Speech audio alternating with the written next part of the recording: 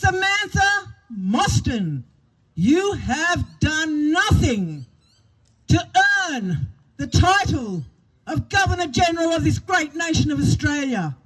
You have not proven yourself in the first few months of office. How disgusting is that? Yet you take the coin.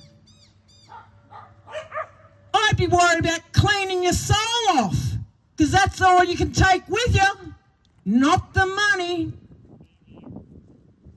And I will not call you Your Excellency. You need to prove yourself to the Australian people by following the guidelines of the bloody Constitution. That is where you get your job description from, which is a buffer between the corrupt bloody government and us, the people that pay you and you. We can keep secrets too. That's why we're here at the front. Amazing, isn't it? But as the Governor-General of this great nation of Australia, this letter is a direct appeal from an ever-growing cohort of Australian people, both here and many millions at home. You'd be bloody surprised.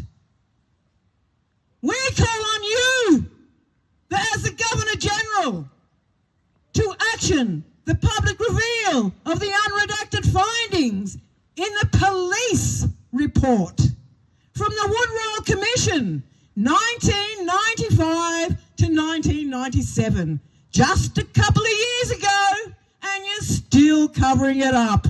How honest are you? Not. The Woodrow Commission, as catalogued with the Police Integrity Commission. I'm sorry, but the police are losing their integrity because they don't put pedophiles behind bars. They'd rather cover it up. Let them keep their dirty little secrets. So it was catalogued with the Police Integrity Commission. It resulted in a 90-year suppression order because, we don't want those names getting out to the people, do we? And it contained 28 names of high-profile people. They include an ex-Prime Minister or two. How disgusting is that?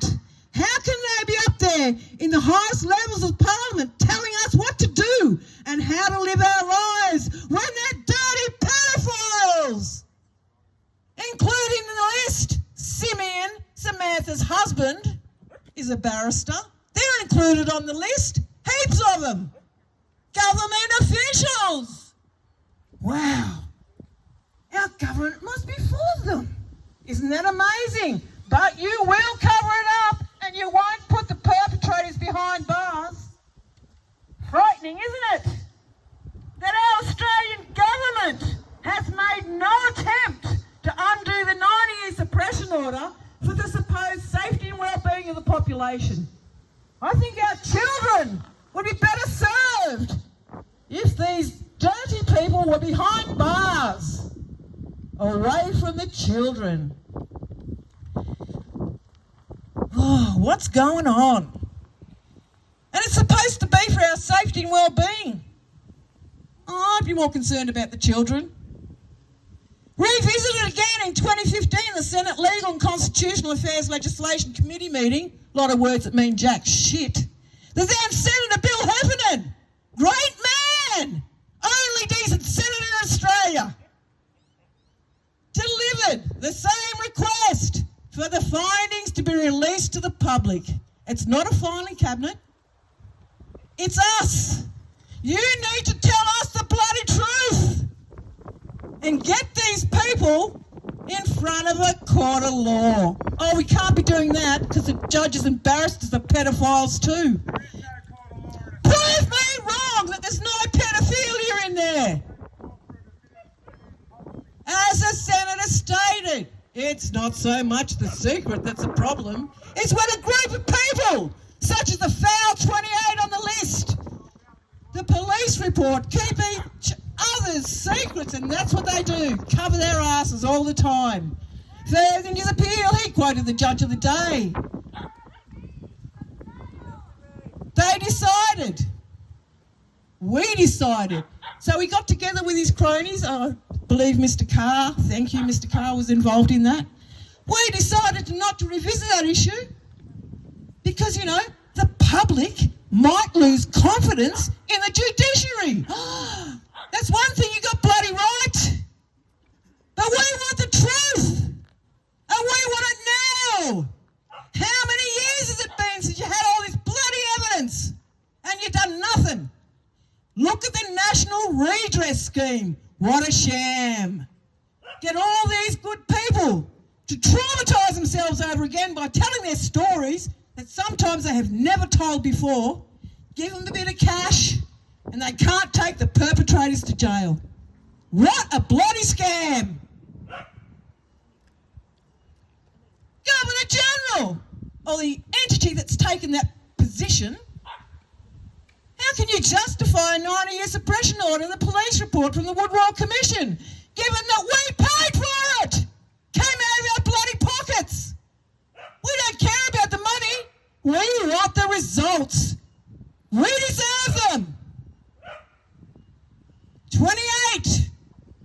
Only 28 pain-filled years later, after all the people opened up, told their traumatising stories to the Woodrow Commission.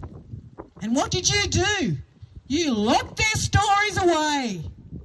You criminals! The whole bloody lot of you. 28 pain-filled years later, we've stood each week since August 30, 2022 at Government House in Queensland. And every bloody day addressing you to try and get this disgusting industry out of Australia every day for 1,000 bloody days. And you're not listening to the people. What do you think is going to happen? Do you think we're going to go away? No. We care more about the children. You need to wake up. The money's not that important. We're the real victims. Family members of victims or friends of victims of an appalling industry of child sex trafficking and pedophilia that we have in Australia. Who's in charge, Samantha? Is it you and Simeon? Is it? I want to know. Is it Mr. Albanese? Is it all the police force? I want to know. Who's covering up? We should be protecting our children for the future. If you don't care, well, I do. I'm a sixth-generation Australian woman. Why do you think I'm bloody standing here? I'm proud of this country. I'm proud of the people. I'm not proud of the government. I'm not proud of the government. I'm not proud of all the protective services for children. I think it's a disgusting industry you've got. And it's the people that work in these industries that need to be held accountable. Every one of you that take $1 and you know it's wrong and you still keep taking the money, you've got to stop and stand up. It's time. We the people require the thing in the house, the person, the it, because you don't seem very well, Samantha. You like busloads of children coming around to your place though, don't you? Greeting them. I'm the Governor General. Look at me. How bloody pathetic. I'm Joanne. Look at me. I have more integrity than you do. You're disgusting. We would like you to uphold the requirements of the Office of Governor General, seeing that you took on the position. Please read the Constitution, know what your job description is. You're supposed to be in the buffer. And if you sign in on this bloody digital ID, woo! I think you should be tracked. I don't think we should be tracked. I think all you politicians and pedophiles should be. Because we're honest. You ain't. And we'd like to inquire why the Governor General has not stepped in with the obvious police overreach in trying to inhibit the people from peacefully, politically protesting, which is every Australian's right, when they can see the corruption, the lies and deceit that comes from the television that's paid for by your taxes, because they pay for propaganda to be on there, and you sit there in front of it and suck it up.